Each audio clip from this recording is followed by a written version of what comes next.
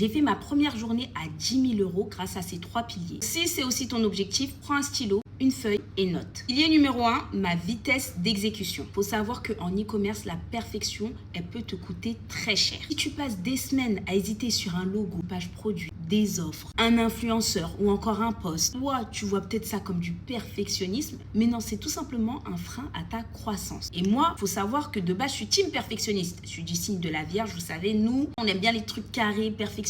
Non, il faut même pas que ça dépasse. Au bout d'un moment, j'ai mis ça de côté, j'ai pris sur moi et j'ai commencé à agir vite. Tester vite, agir vite, réfléchir vite, apprendre vite. Et je vous jure, j'ai vu vraiment le changement dans mes business. Deuxième pilier, la discipline de fer, une discipline en acier. Je sais pas si c'est fer ou acier, c'est quoi le peu. Bref, une discipline de ouf. Bon, je pense que maintenant tout le monde le sait que la motivation, c'est pas ce qui va te permettre d'aller loin parce que ça dépend beaucoup de ton état émotionnel. Par contre, ta discipline, elle dépend de ton mindset et aussi des systèmes que tu auras mis en place. En fait, si tu veux obtenir des résultats comme ça, faire 5 chiffres par jour, des 10 000 € par jour, au bout d'un moment, il faut que tu sois constante dans ton travail. Ce sera pas pour toute la vie, mais il y a un certain moment dans ton business, surtout vers les débuts, il faut que tu sois hyper constante. Et ça, indépendamment de ton humeur. Après, maintenant, mes goals, je sais, nous, cycle menstruel, etc. et tout, c'est pas toujours facile. Moi, je vous donnerai dans une autre vidéo, si vous voulez, je vous donnerai des tips sur comment je gère ça. Mais malgré tout ça, je vous promets, je peux être assez constante et aussi mettre en place des systèmes.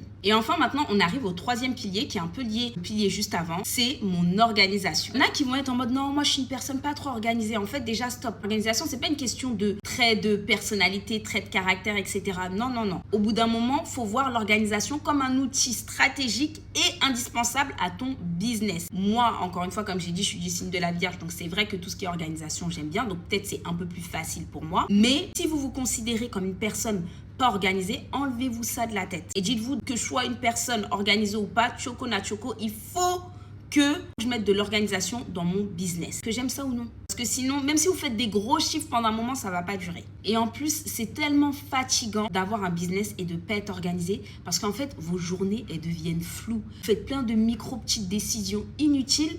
Mais en fait, c'est flou, vous êtes perdu. Je commence par quoi? Qu'est-ce qui est prioritaire? Qu'est-ce que je repousse à demain? Et à la fin, tu récoltes quoi? Une fatigue décisionnelle, de la lenteur et de la dispersion. Bref, moi c'est Mathis, ça fait 9 ans que je fais de l'e-commerce. Si tu veux en savoir plus sur moi, n'hésite pas à regarder sur mon profil l'un de mes posts épinglés où j'ai raconté toute mon histoire. Et puis pour plus de conseils, abonne-toi.